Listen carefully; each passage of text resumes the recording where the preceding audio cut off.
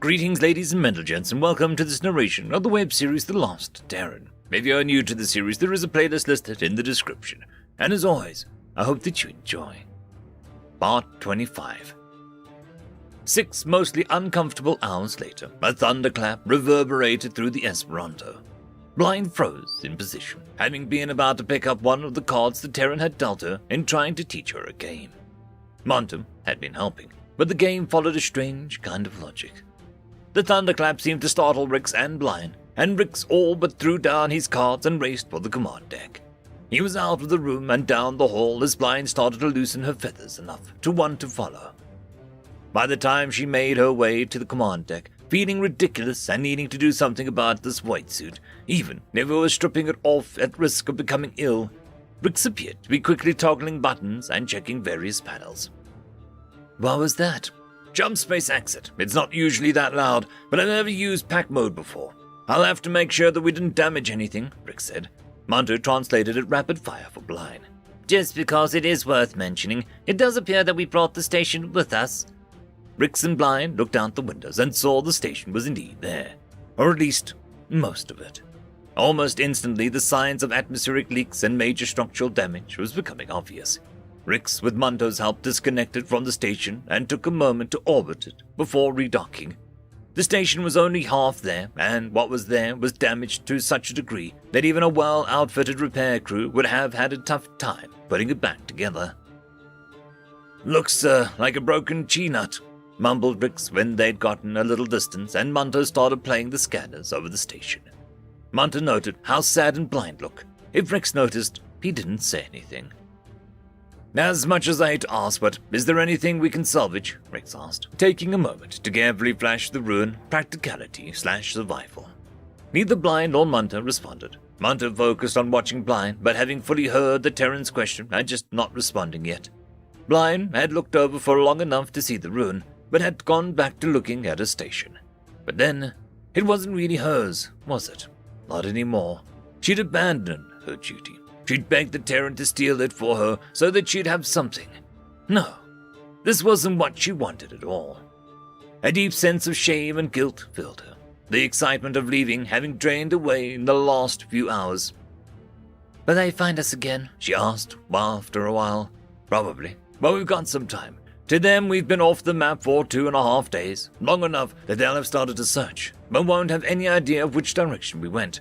Plus, we're out in the void, so that makes us extra hard to find, Rix said, a kind of pain in his voice that Monto recalled when Rix had spoken as the Ensentia.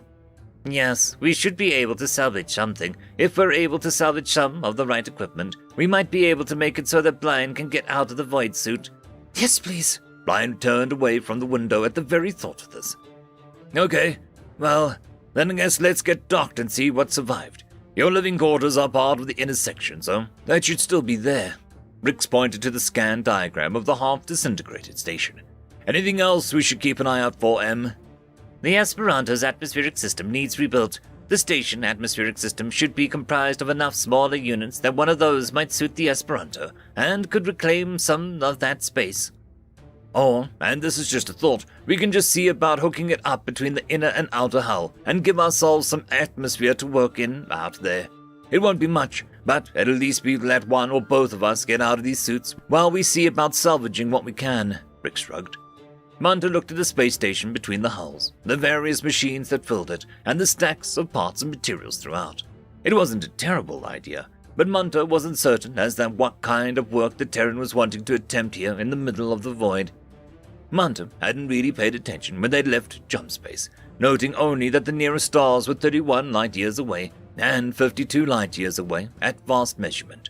Of what Monto had downloaded and cross-referenced in terms of stellar cartography, neither of the stars had inhabited systems in orbit. This was not an unexpected occurrence, but it definitely took Monto a few moments to get their bearings. The jump drive had pushed him into the void approximately 8 systems away. Monto needed to know something, though. How did you make the calculation for our jump without the additional coordinates? Truth be told, I spun the dial. I checked that it wasn't going to drop us in the middle of a system, and ran with it. But that was before we went into the pack mode, so I had no idea it was going to drop us here, Rix said. That seems unwisely risky to have not recalculated prior to our jump. Given what the jump did to the station, did you really want to risk it possibly destroying one of your fellow Tassets? Rick seemed almost amused, but flashed a rune of serious query. No, of course not. Then there you go.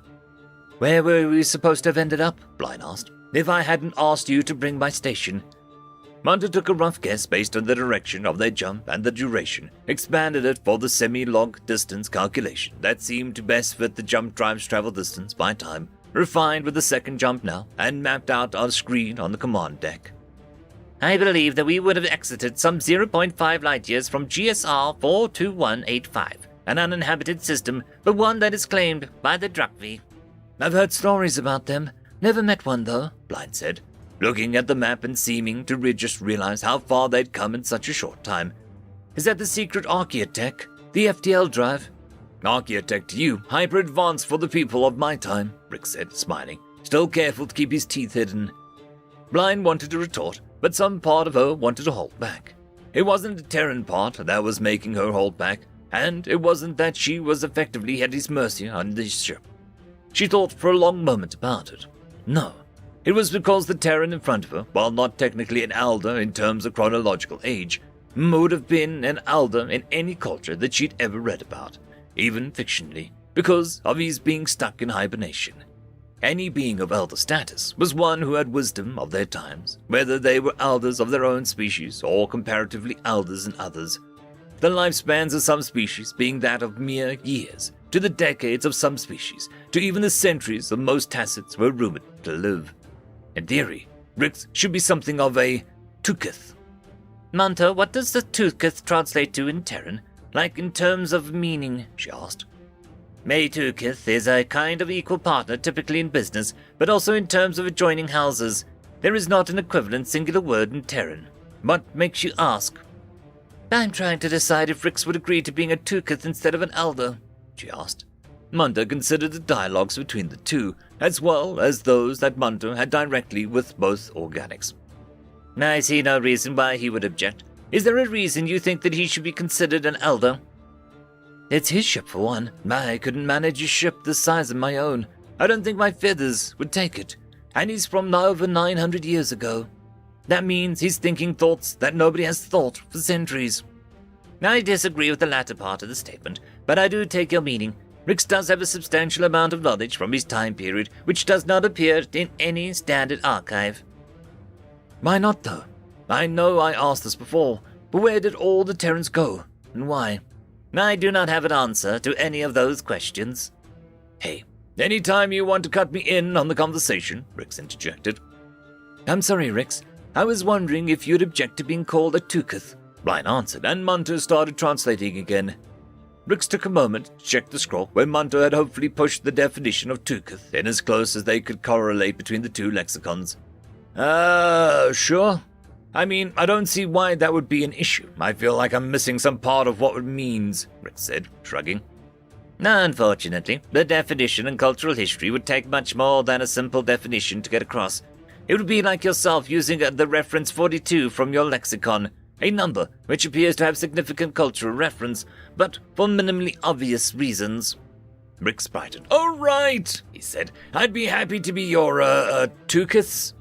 Bryan nodded, something she'd noted the Terran did for positive acknowledgement, and the two left the command deck.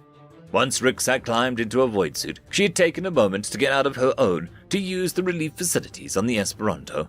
Strange as they were, complete with spraying water, and the consumption of a tray of mealworms and a container of water. She hadn't realized how hungry or thirsty she'd been until she'd nearly dumped the container of water down her beak and nearly dug a hole in her food tray, in search of any errant mealworms. Rix had proceeded into space between the two hulls and had been appraising the status of the interior. Doesn't look like we should try and pressurize it. Looks like that sound was jump space energy hitting the atmosphere of the leaking station, and it got translated to us through the hulls, he said when she came out, freshly clad in a void suit. The door to the station was stuck mostly closed until Rix wedged a large metal shaft at an angle and levered. It wasn't that it should have surprised Bryan, but it did. Seeing how quickly Rix had produced the large metal shaft and practiced ease at which he had used it seemed strange to her. She wasn't certain why. Her people had developed tools as well, but the way the Terran used this one seemed far less elegant or controlled than what a good Quinn might have used. It wasn't that it was crude, but rather that it was so imprecise. Not that it needed to be precise. But there was something in that which still bothered her. Together they entered the station through the levered open door. The docking bay was a mess. Various shelves, contents, loaders, and assorted equipment was clearly tossed around the chamber. Rix pointed to a long cable that led under a pile of boxes. "I bet that's our medical field generator," he said, and began digging, tossing the boxes with an almost practiced ease. It took 3 minutes to reach it. The top cover had apparently slammed shut in its journey across the space, protecting the inner parts to some degree. "I doubt it'll work. These are notoriously sensitive," Bryan said. "Won't know until we try. How about you go see if you can get into your quarters and get some more of your gear," Rix suggested. Bryan nodded again, and before she could turn to go, Rix reached out and touched her void-suit-clad wing. "Hey, be careful, partner." She nodded again and began a somewhat stiff walk towards her quarters, having to take various detours over and around various equipment that had broken loose, panels which had caved inward or outward, and even support beams which seemed to have carved the space in half. She reached the space where her life had been centered around for so long. There wasn't much there left unruffled. The nest was a mess, the leaves having already started fracturing, and yet, inasmuch as she had wanted to come back to get something, anything, now that she was standing here, she couldn't remember why. Her life as a houseless was unremarkable, and while she needed a few hygiene items, which she would take, there was very little that she actually wanted to try and take with. The more she thought about it, the Rix beliefs had probably been the most interest to her, not the images of a former life or adventures, not the stories of Quinn soaring on distant worlds, not even the small collection of painted feathers that she'd accumulated. Taking a few hygiene items and tucking them into the void suit pockets, she apprised the room a moment longer before she spun on her talon and headed off to the command deck, or whatever was left of it. Due to the various piles of debris and outright open spaces, she had to deviate substantially to head that way. Passing her autofabricator, she was surprised to see something having been printed. Reaching in, she pulled it out. It was a small, flat sheet of some sort. There were markings on it, nothing she recognized.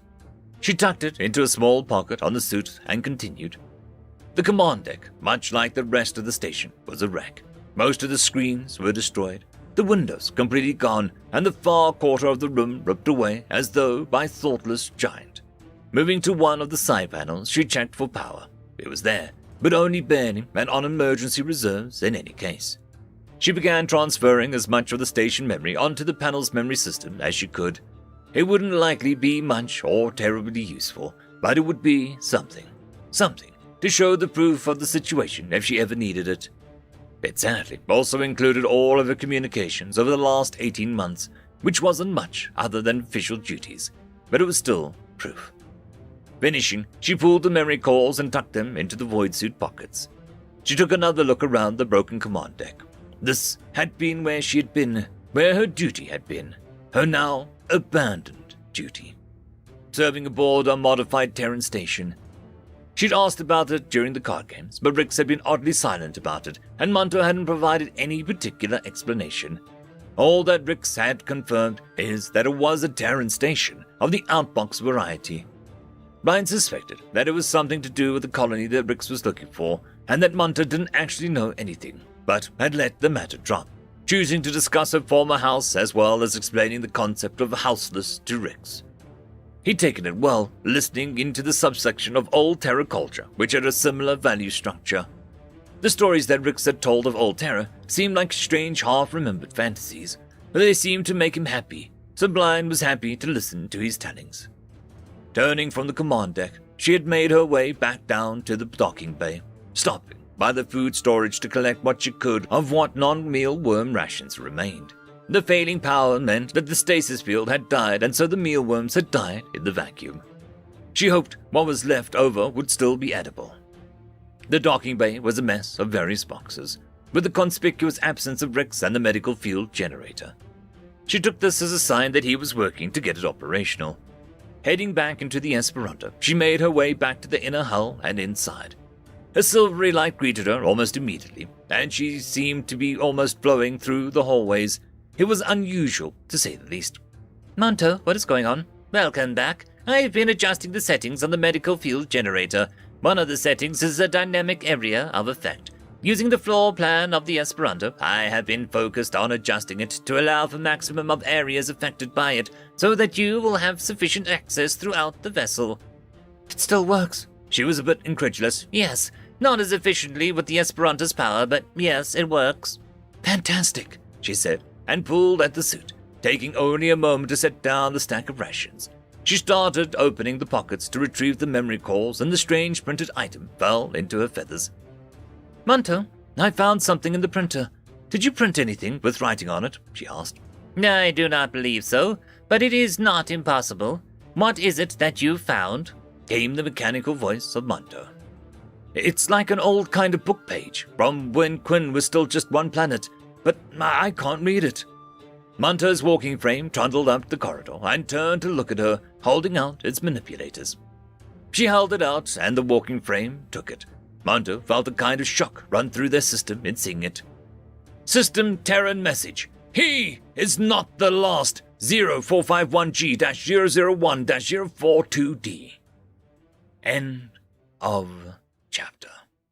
I'd quickly like to thank the T5 channel members and patrons. Casper Arnholtz, Cam Maxwell, Lord Azrekahl, Dragzoon W.R.E, Holly Sister, AmbroseKTal, and Quantem Wensday. Thank you very much.